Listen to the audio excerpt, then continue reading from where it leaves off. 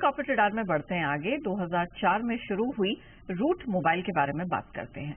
10,000 करोड़ रुपए के market cap वाली रूट मोबाइल उद्योगों, OTT players, mobile network operators को सर्विस देती है। कंपनी के पोर्टफोलियो में business messaging, voice, email, SMS, filtering, analytics, monetisation शामिल हैं। आज कंपनी के मैनेजमेंट से हम मौजूदा डिमांड ट्रेंड पर बात करेंगे, उनकी विस्तार योजनाओं पर फोकस करेंगे, उनके ग्रोथ आउटलुक को भी हम डिटेल में समझेंगे। आइए जोड़ते हैं कंपनी के एमडी राजदीप गुप्ता जी को। Mister Gupta sir, good afternoon, बहुत स्वागत है आपका जी बिजनेस पे। तो पहले मैं थोड़ा आपके नंबर्स पर ही फोकस करना चाहूंगी।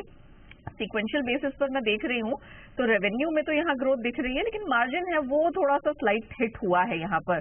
तो क्या कारण रहा है सर इस तरह के परफॉर्मेंस के पीछे, जहां हमने देखा है कि रेवेन्यू तो आपका अब मजबूत रहा है और ऑपरेटिंग मार्जिन है यहाँ पर थोड़ा लड़खड़ाते दिखाई दिया सर?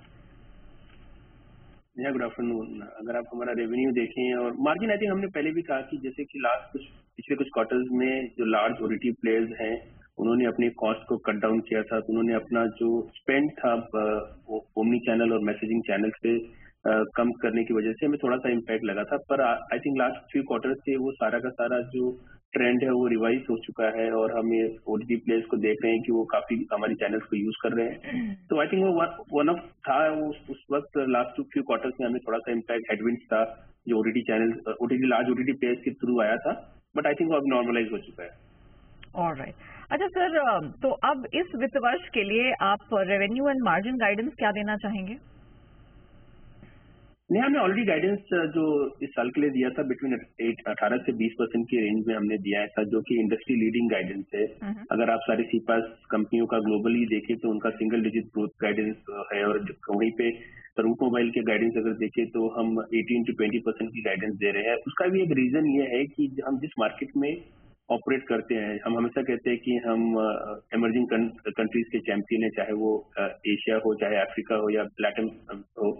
और ये सारे मार्केट में अगर आप डिजिटल अडॉप्शन का रेशियो देखो तो काफी फास्ट ग्रो हो रहा है, और डिजिटल अडॉप्शन जितना फास्ट ग्रो होगा उतना कंपनी लाइक रूट मोबाइल को बेनिफिट मिलता है ग्रोथ वाइज।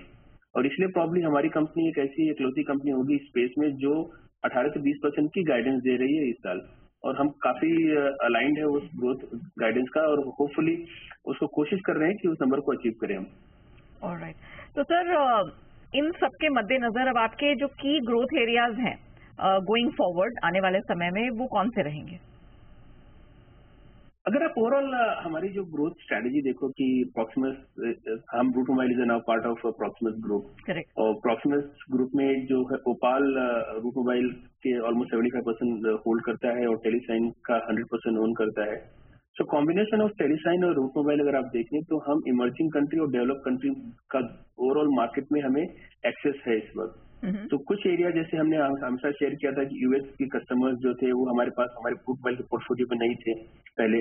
अब टेलीसाइन के आने के बाद हम उन सारे कस्टमर्स को जो अपने इमर्जिंग कंट्रीज से कनेक्टिविटी है उनके थ्रू हम सेल कर रहे हैं। तो क्रॉस सेल सिनर्जी प्राइस अगर देखें तो हमारा जो दोनों कंपनियों के बीच में काफी अच्छा चल रहा है, और हमें उसका रेवेन्यू इम्पैक्ट भी धीरे धीरे हमारे पोर्टफोलियो में दिख रहा है। तो आई थिंक अब रूट मोबाइल अब और टेलीसाइन का कॉम्बिनेशन अगर आप देखो तो इमर्जिंग और डेवलप कंट्री की सारी एरियाज में हम फोकस कर रहे हैं, और काफी अच्छा हमारा जो ग्रोथ आगे दिख रहा है हमें। सर, ये कौन कौन सी ज्योग्राफीज हैं, अगर आप एक बार बता सकें? तो नेहा, अगर आप देखो तो टेलीसाइन जो है वो काफी फोकस करता है यूएस और यूरोप में, और रूट मोबाइल फोकस करता है लैटिन अमेरिका, एशिया, अफ्रीका और मिडिल ईस्ट में। तो अगर आप इन सबको मिला के देखो तो सारे जो रीजन है वो वेल कवर्ड होते हैं दोनों कंपनियों के साथ। ओके। अच्छा सर, अब इस साल के लिए, इस वित्त वर्ष के लिए या फिर अगले साल के लिए भी कौन से नए प्रोडक्ट लॉन्चेस हैं जो हम एक्सपेक्ट कर सकते हैं?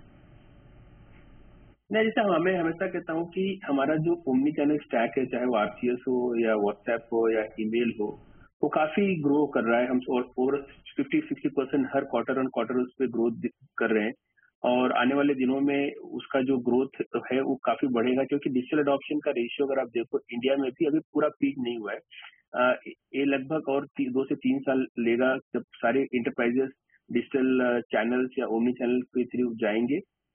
पोस्ट ड्यूरिंग कोविड काफी लोगों ने अडॉप्ट किया था, लेकिन जैसे ही कोविड ओवर हुआ तो लोग थोड़े से पीछे, थोड़े स्लो हो गए। बट आई थिंक बहुत सारी कंपनियां इन चैनल्स का वैल्यू देख रही हैं, और आने वाले दिनों में, आने वाले कुछ सालों में मैक्सिमम अडॉप्शन हो जाएगा।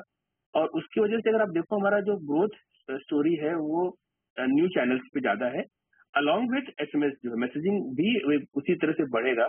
और कहीं ना कहीं हम इस साल और आने वाले कुछ सालों में डिजिटल फ्रॉड पे भी काफी फोकस कर रहे हैं, क्योंकि डिजिटल फ्रॉड एक ऐसा एरिया है कि जो बहुत ही लोग कम बात करते हैं उस पर, और आई थिंक उसमें रिस्क काफी होने की वजह से हमारे लिए अपॉर्चुनिटी काफी बढ़ जाती है कि हमारे सॉल्यूशन इंटरप्राइजेस के लिए इस तरह से बने हुए हैं कि भाई कोई भी अगर रिस्क अलार्म हमें मिलता है हमारे प्लेटफॉर्म से, हम उसको डायरेक्ट बैंक या फिनटेक कंपनी को पास कर सकते हैं, जिससे फिनटेक कंपनी उस पर्टिकुलर रिस्क को मिटिगेट कर सकती है।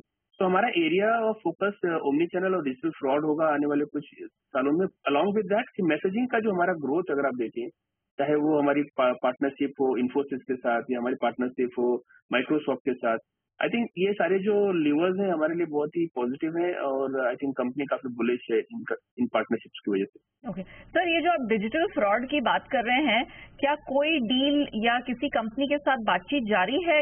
ये इशू तो बहुत बड़ा है और काफी समय से है, तो इसे टैकल करने के लिए आपकी कंपनी किस तरह से इन्वॉल्व हो सकती है? आपको कैसे फायदा होगा? इस एरिया में कैसा पोटेंशियल आपको दिख रहा है?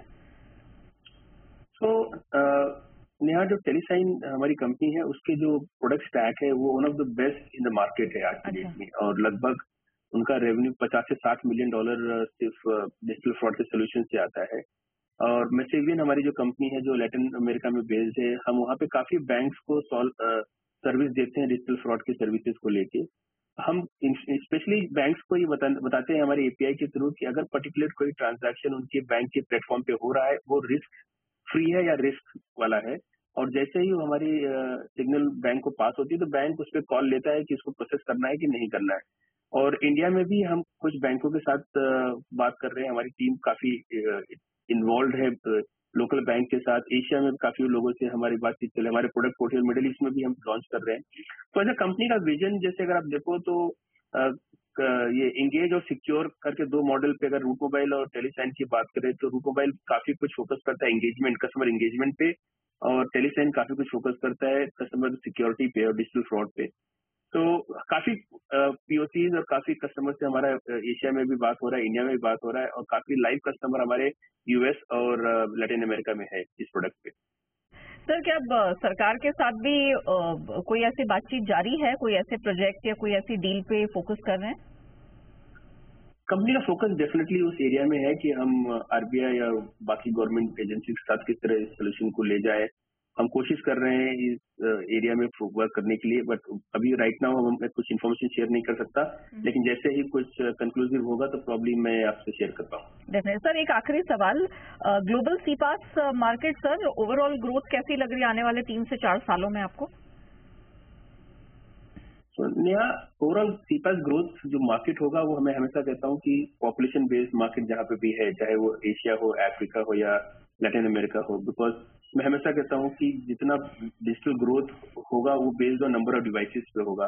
जितने नंबर ऑफ फोन्स दुनिया में बढ़ेंगे उतने डिजिटल ट्रांजैक्शन बढ़ेंगे, और डिजिटल पॉपुलेशन की वजह से आई थिंक इमर्जिंग कंट्रीज एक बहुत ही बड़ा मार्केट है इस स्पेस में, और रूट मोबाइल जैसी कंपनियां इस मार्केट में काफी सालों से काम कर रही हैं।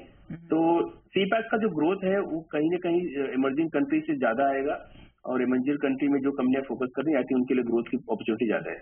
Alright, mister Gupta sir, thank you so much हमारे साथ जुड़ने के लिए, अपनी कंपनी के business outlook end of course ये जो पूरा सेक्टर है इसको लेके कैसे प्रोस्पेक्ट्स बन रहे हैं इसके बारे में डिटेल में जानकारी देने के लिए आपका बहुत बहुत धन्यवाद। इसी के साथ शो को हम अभी रैप अप नहीं करेंगे, रुकते